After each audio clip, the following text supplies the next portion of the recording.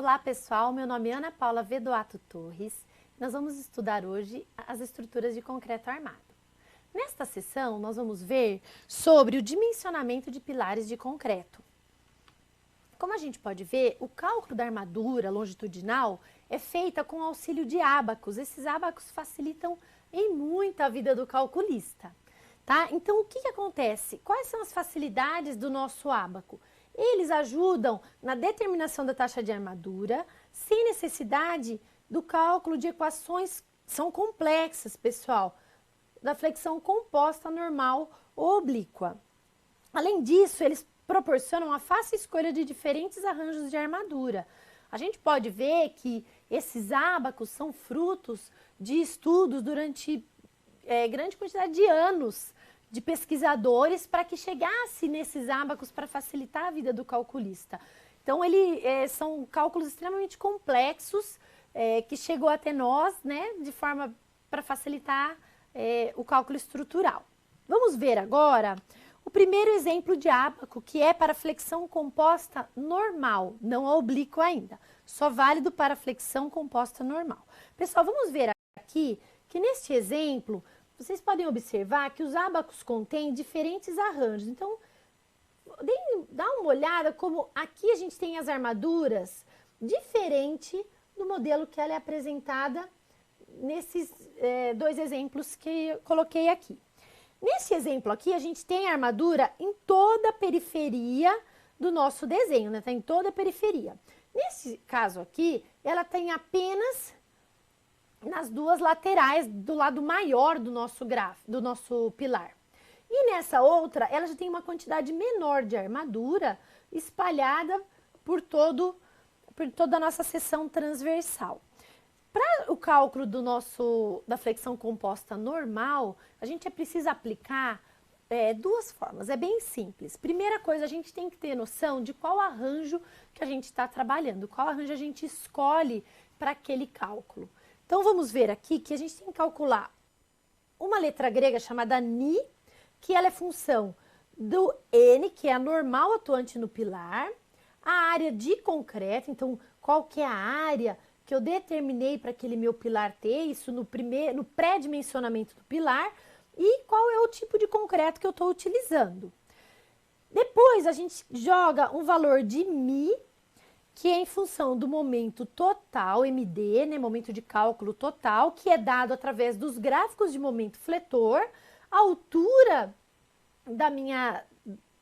que é dada aqui, ó, pela altura, o H da minha seção, área de concreto e resistência do concreto.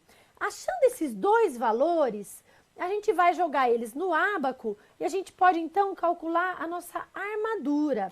Nós vamos ver aqui adiante como isso ocorre. Olha só, pessoal, a gente primeiro calcula uma relação entre o D e o H. O D, se vocês podem observar aqui, é a distância que a armadura tem até a sua face.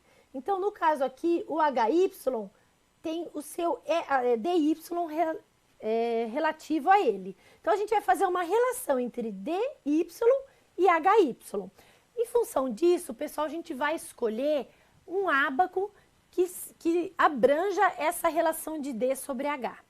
Nem toda a relação de D sobre H a gente vai achar um ábaco que se refere a ele. Então, realmente é uma questão de busca. Calcula-se o D sobre H do lado X, o D sobre H do lado Y. Então, a gente vai para o ábaco e procura quais são as configurações, os arranjos de armadura que contemplam aquela relação de D sobre H. Se vocês observarem aqui, o arranjo 1, 2, 3 só válido para esta relação de D sobre H. Já no outro exemplo, a gente pode ter 4 configurações diferentes. Então, se vocês olharem aqui, ó, o arranjo 1 são nas duas laterais, né? E a gente tem aqui o 1, 2, 3 para essa relação de DH. Então, eu só posso usar o 1, o 2 e o 3. No segundo exemplo, eu posso usar até o 4, eu posso usar até essa configuração. Só lembrando que a gente tem que ter pelo menos uma barra em cada extremidade do nosso pilar, até para a gente poder colocar o estribo, sustentar o pilar e trabalhar o concreto junto com o aço. Então, é necessário Em todos os ábacos vocês vão encontrar as armaduras nos 4 cantos. Olha só, pessoal, um exemplo agora de como que a gente faz a aplicação desses ábacos. Vamos ver aqui que a primeira coisa que a gente verificou é o D sobre o H, né? Então, a gente tem aqui DY dividido, né, por HY é igual a 0,05. Depois, lógico, a gente passa o HY multiplicando aqui. Então, esse valor é a primeira coisa que a gente vai verificar no nosso ábaco. Após a gente determinar este valor, a gente encontrou, então vamos supor que a gente escolheu esse arranjo aqui, o arranjo 1, a gente vem e vai calcular o valor de Ni, né, que a gente já viu a fórmula do que é composta. Quando a gente calcula o valor de Ni, a gente vai ver em qual quadrante que a gente encontra esse ábaco. Então, vamos supor que o nosso Ni deu 0,2. A gente vai trabalhar, então, com este quadrante. Calcula um MiX e um MiY. A gente joga aqui o valor, vamos supor que dê 0,2 o valor em X. Então, a gente vem aqui e marca 0,2. Vamos supor que de Mi de Y deu 0,2 também. A gente joga aqui. A gente faz o encontro entre as duas curvas e vê qual é o valor que ela bate aqui. Vamos supor que aqui, no caso, deu 1,2. Então, esse valor de 1,2 é o W aqui da fórmula. Com esse valor, então, a gente calcula a nossa área de aço necessária para esse pilar. E a gente divide, então, por esse número de barrinhas que a gente determinou no nosso arranjo inicial. Tá, pessoal? As armaduras já longitudinais, a gente tem que verificar um AS mínimo. O que são as armaduras longitudinais? São as armaduras principais que a gente tem no nosso pilar. O que acontece? Por que a gente sempre calcula uma armadura mínima para o pilar? Porque naquele pilar a gente não consegue garantir que não vai ter esforço nenhum naquela direção. Então, sempre vai ter uma armadura mínima para contemplar essa variação de carga que pode ocorrer numa estrutura. Às vezes até cargas que a gente não está contando que ocorra. Então, essa armadura acaba trabalhando nessas situações, a favor sempre da segurança. Então, a gente vê que o diâmetro da armadura, ela tem algumas condições. O diâmetro, né, tem que ser menor do que 10 milímetros. Então, pessoal, para pilares, o mínimo é 10 milímetros ou 1/8 do H menor. E o espaçamento também das barras, a gente tem que verificar um espaçamento máximo e mínimo. Então, pessoal, o que é esse espaçamento? É a distância que eu tenho entre as minhas barras dentro do meu pilar. Então, eu sempre tenho que verificar a distância entre elas. Elas não podem estar nem tão espaçadas, nem tão próximas, até porque senão a gente vai ter as famosas bicheiras que ocorrem dentro do concreto, porque o concreto não penetra entre uma armadura e outra, elas estão tão próximas que não há aderência. E a primeira hipótese que a gente usa para o cálculo de uma estrutura é que o concreto e o aço estão tão concretados, está tão junto que eles trabalham tendo o mesmo deslocamento. Então, a gente não pode ter as bicheiras, famosas bicheiras dentro da nossa estrutura. E só para lembrar que a distribuição da estrutura numa seção retangular, como eu falei para vocês, tem que estar nas 4 extremidades, e numa circular tem que ter pelo menos 6 barras dentro da nossa circunferência. Então, nós vamos ter que ter aqui pelo menos 6 barras dentro da nossa estrutura, tá, pessoal? Então, aqui é um resumo que a gente tem. Essas são as armaduras principais, as longitudinais, que estão aqui, dada pelos seus espaçamentos entre elas, né? A gente pode ver aqui. E a gente tem o estribo, que é essa armadura que está aqui, que é dada por essa armadura que está nessa direção. A gente também tem que verificar um espaçamento entre elas, tá? Isso daqui é extremamente importante no detalhamento da nossa estrutura. Então, a gente deve seguir todas as normas, todos esses valores estão na NBR 6118 e devem ser seguidos com cautela para qualquer tipo de cálculo de estruturas. Tá, pessoal?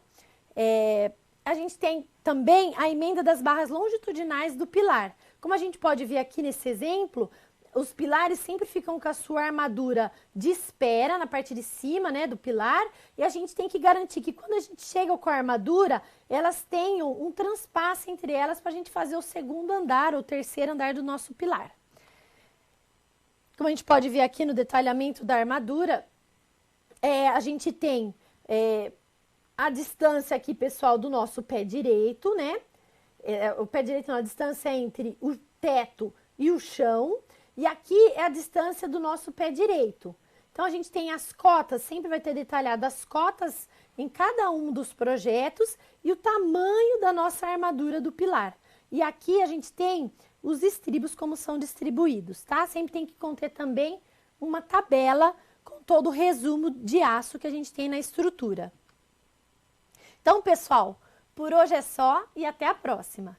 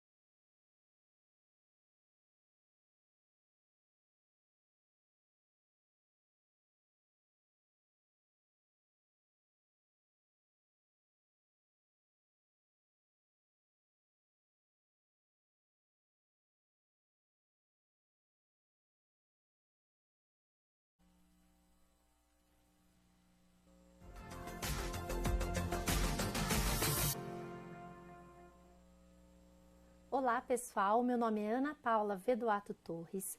Nós vamos estudar dimensionamento de estruturas de concreto armado. Nesta sessão, nós vamos estudar o dimensionamento das sapatas de fundação em concreto armado. Então, o que são as sapatas? São estruturas de volume em que elas transmitem a carga ao terreno através da fundação direta. Vamos ver aqui, neste exemplo, esta sapata está recebendo uma carga N, e ela então descarrega a sua carga através de toda a sua área que está aqui em contato com o solo. E essa carga que é transmitida para o solo deve ser vencida pela tensão do solo. Mas a carga que chega aqui da sapata para descarregar, né, no solo, esse elemento de concreto tem que vencer a essas tensões. O concreto não pode romper nem por compressão, e tampouco a sua armadura pode romper por tração. Então, a gente vai fazer esse dimensionamento. O concreto trabalhando a tração e a armadura vencendo a tração. A armadura trabalhando a tração e o nosso concreto trabalhando a compressão. Olha só, para uma sapata ser retangular, existe uma relação entre os lados dela. Se ela for uma sapata muito comprida, a gente chama de sapata corrida, que é usada normalmente em muros. Então, o muro, né, ele tem uma dimensão corrida, a gente pode usar sapatas para descarregar essa carga. Então, vamos ver quais são as relações que a gente tem entre eles. Então, o A tem que ser menor ou igual a 5 vezes o B.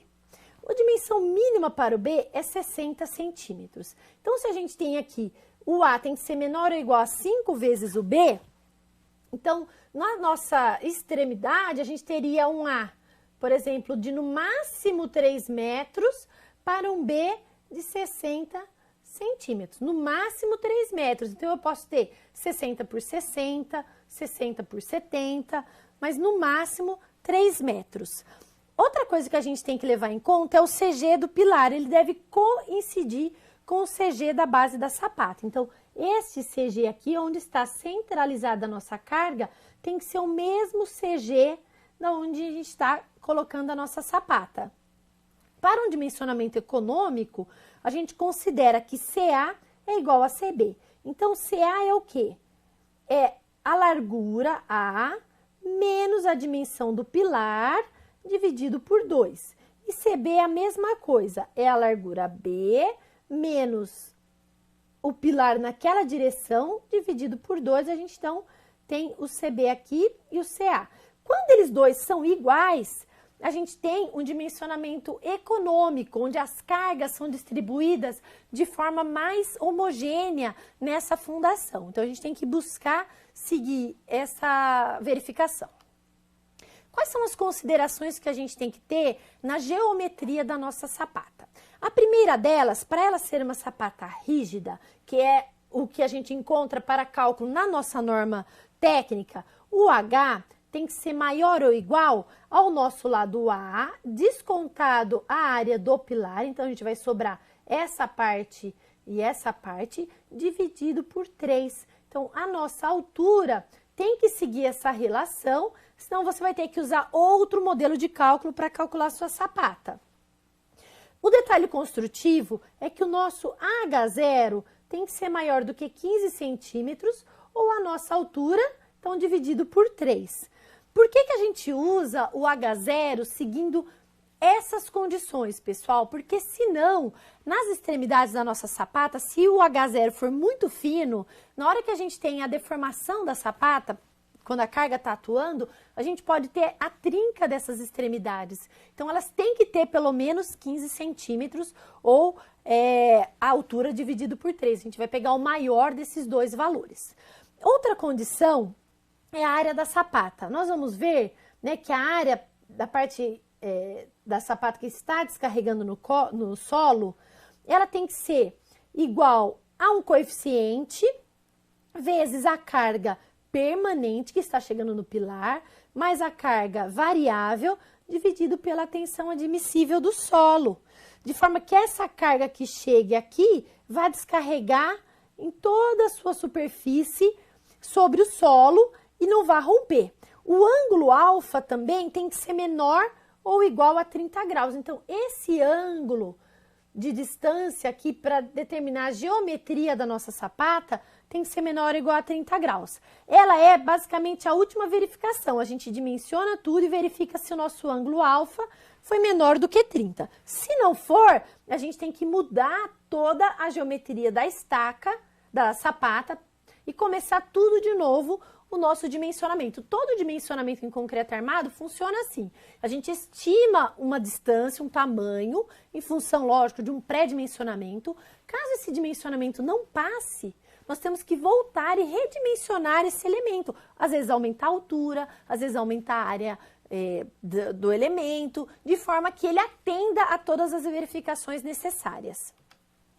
O que a gente também tem que verificar na nossa estrutura, na nossa sapata? Primeiro delas é se os balanços são iguais ou não nas duas direções. Se eles forem o CA, né, igual a CB, então nós podemos utilizar aqui, como B é igual a gente pode usar esta fórmula inferior. Quando A sobre B for menor ou igual a 3, a gente tem que usar uma outra fórmula para determinar o nosso valor de B, tá? Então, a gente verifica todo o andamento do cálculo da estrutura, ele vai direcionando o que você tem que fazer para que essa estrutura passe em todas as verificações. A norma vai te direcionando e você vai, então, calculando todas as dimensões em função que esse elemento resista às tensões atuantes.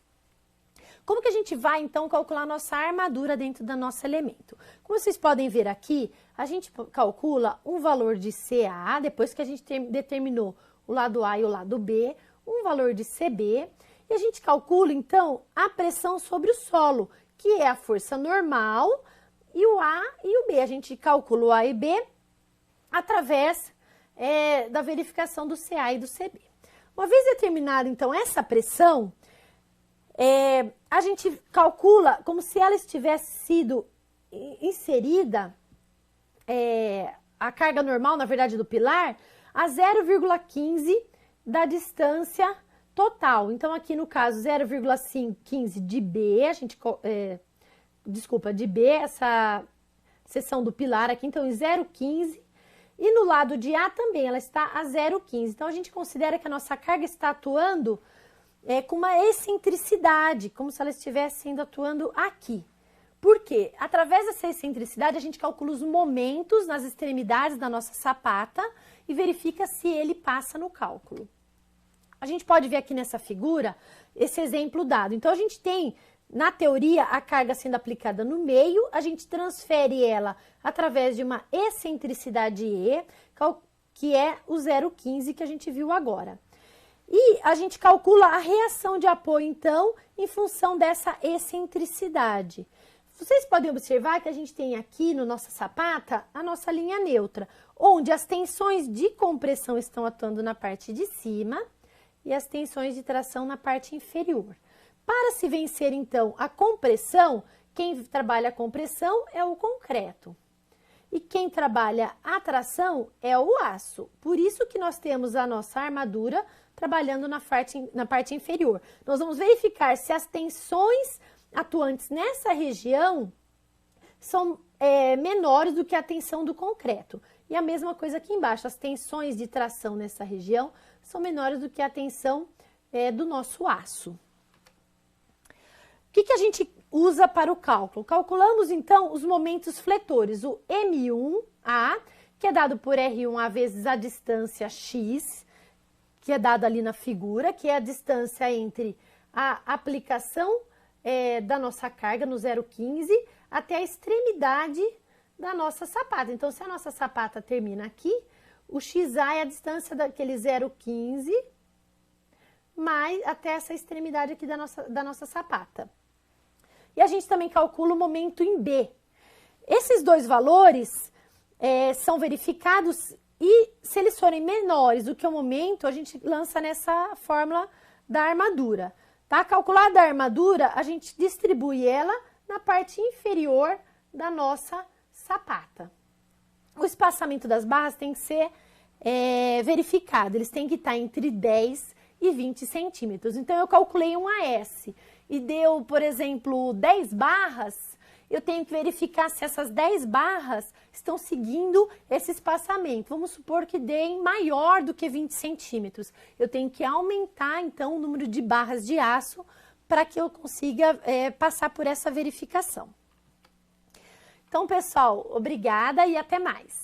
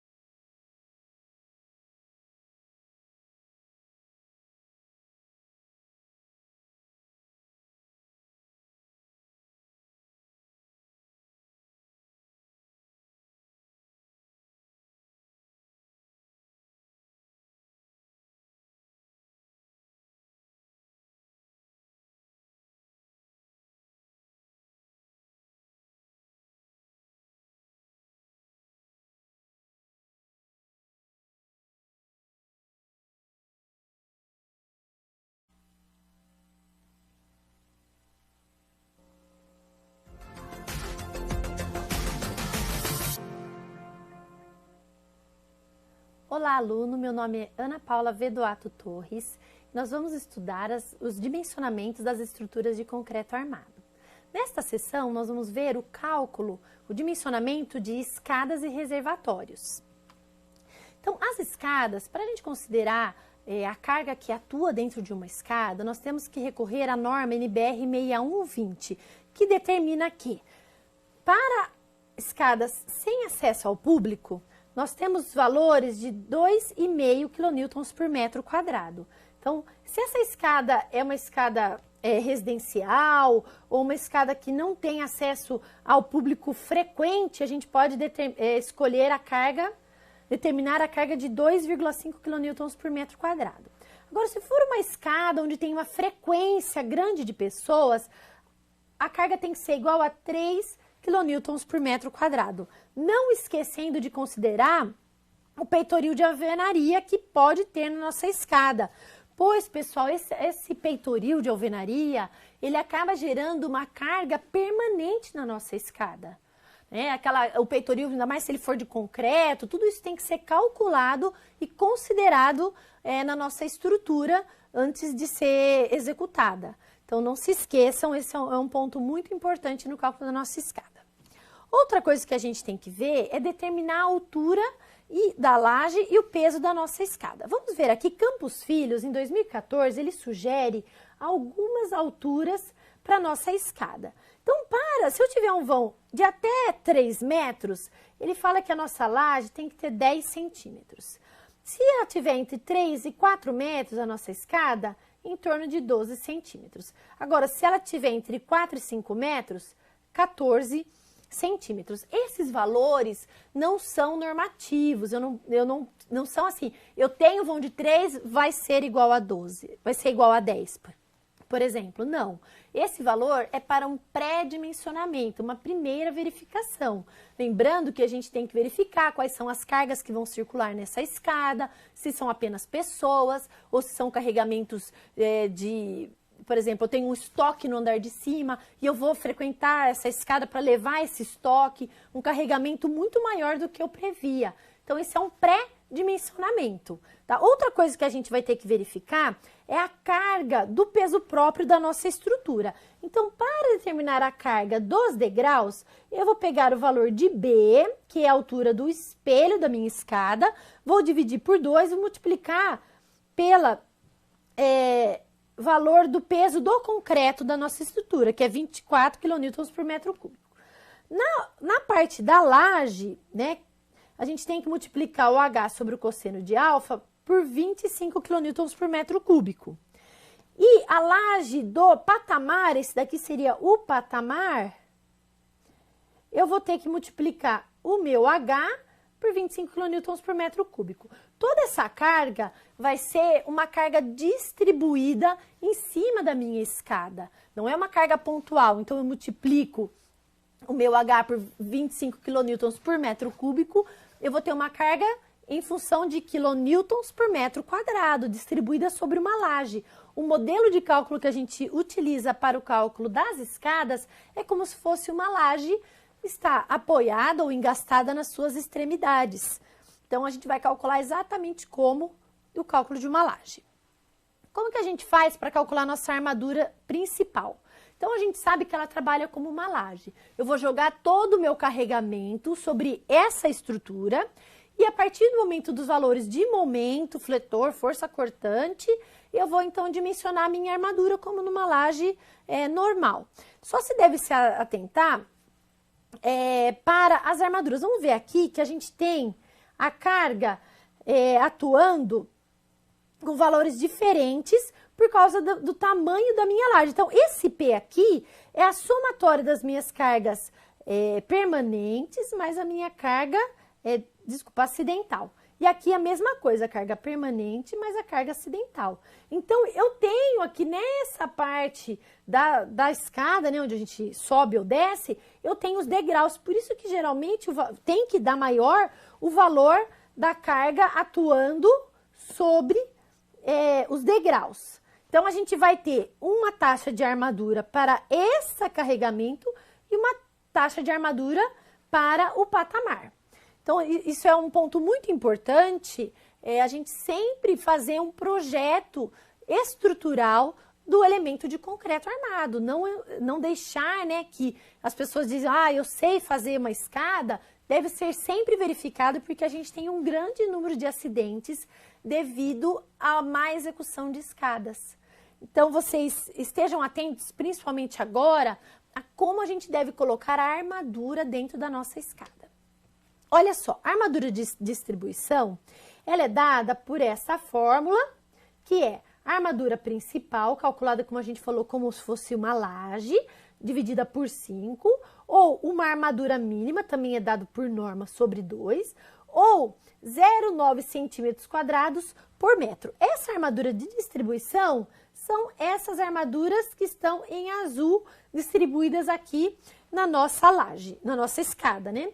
E elas devem seguir um espaçamento mínimo e máximo dado pela norma. Uma coisa muito importante é que na parte que vai do pavimento até o patamar, pavimento inferior até o patamar, este detalhamento da armadura tem que ser seguido.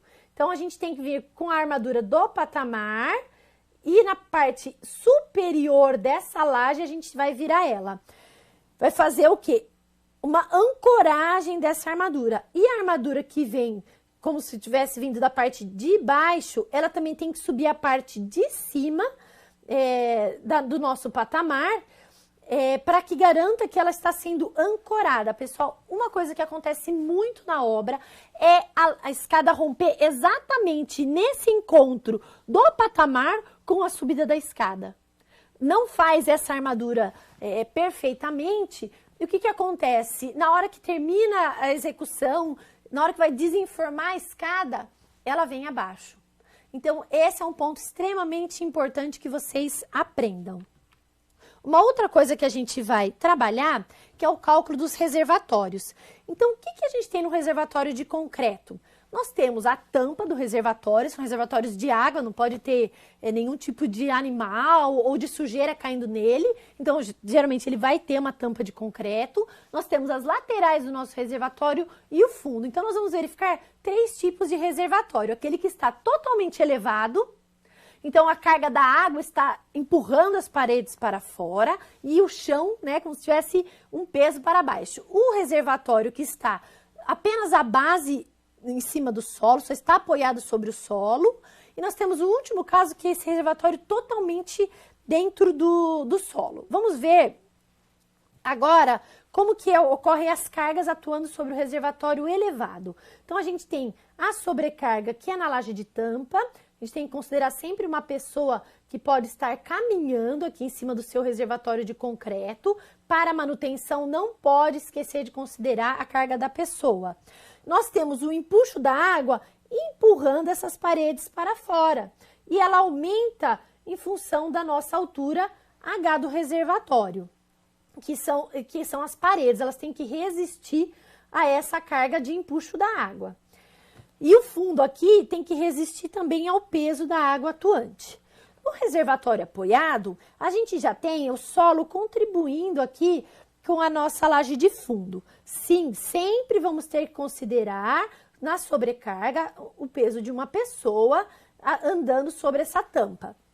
E a gente tem a mesma condição, a água empurrando essa parede do reservatório para fora. O último modelo que a gente tem são os reservatórios enterrados. A gente tem que fazer 2 verificações. Primeiro, para o reservatório vazio. E segundo, para o reservatório cheio. Porque o que acontece no reservatório vazio? A terra que está atuando aqui do lado, ela empurra a minha parede para dentro. Então, eu não posso ter essas paredes sofrendo deformações antes de eu encher meu reservatório. E o segundo caso é quando a gente está com o reservatório cheio de água. Pessoal, o que é importante a gente saber em relação a esse reservatório enterrado? Qual é o modelo que a gente tem de uso dessa estrutura? O melhor exemplo disso é uma piscina. O que acontece se você não considera a piscina vazia e a piscina cheia? No momento que a pessoa esvazia aquela piscina, ela pode trincar inteira, porque não foi considerado quando não tivesse a água atuando. A pessoa às vezes calcula considerando apenas a piscina cheia. Então, existe um medo, às vezes, de vamos esvaziar a piscina, ela vai trincar, porque realmente isso ocorre se a pessoa não leva em conta essas 2 condições. Então, muito importante, sempre que for fazer uma piscina, calcule as 2 condições e ponha armadura nessa parede, né, ligada a essa laje inferior, que trabalhe dessas 2 formas para que você não tenha problemas futuros. Então tá, pessoal, por hoje é só e até a próxima.